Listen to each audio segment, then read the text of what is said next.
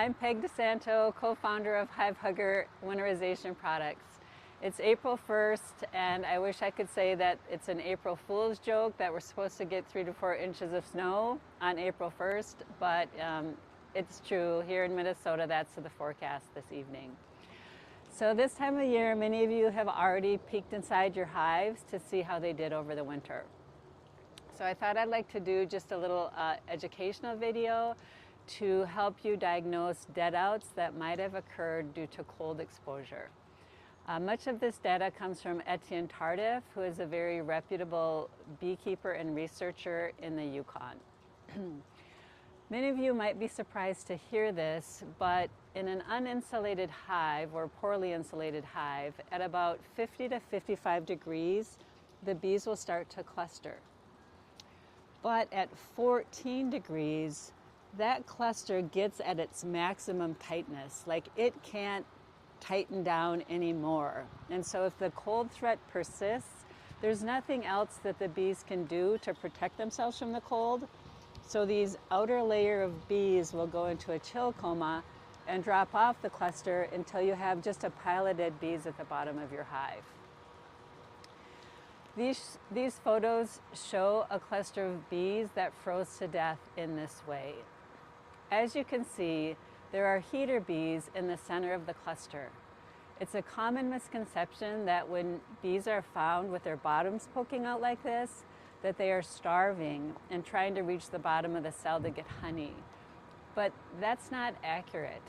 They are heater bees. They are attempting to generate heat for the cluster. So if you opened your colony in the spring and found a dead cluster like this or dead heater bees like this, your colony likely froze to death. Another common scenario is when beekeepers find a cluster of dead bees not too far away from their honey stores, as seen in these photos. Beekeepers often misinterpret this finding and believe that their bees starved to death.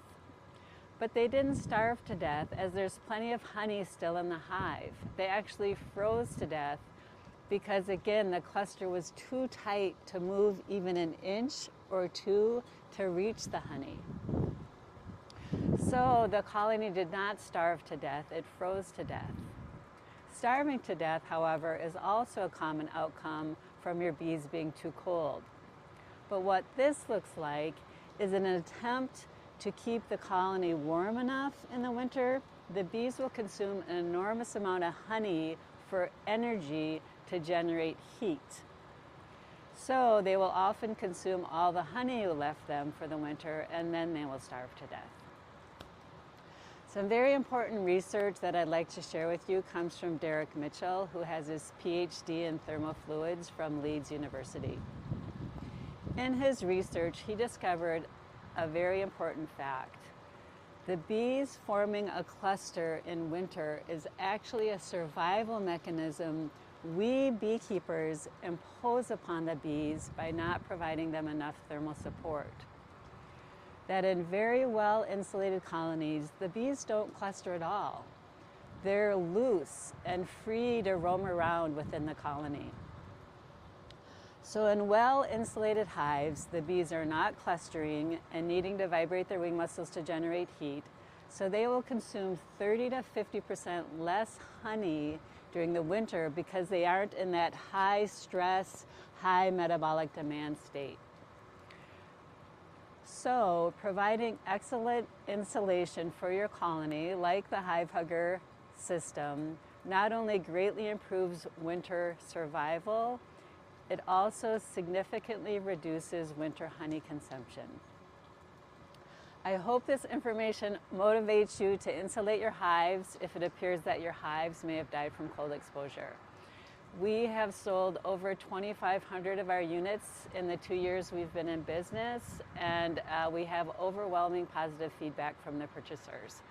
In fact, our second year of sales, the majority of the customers bought the first year to try it out, and they were happy with the outcome, so they bought more the following year.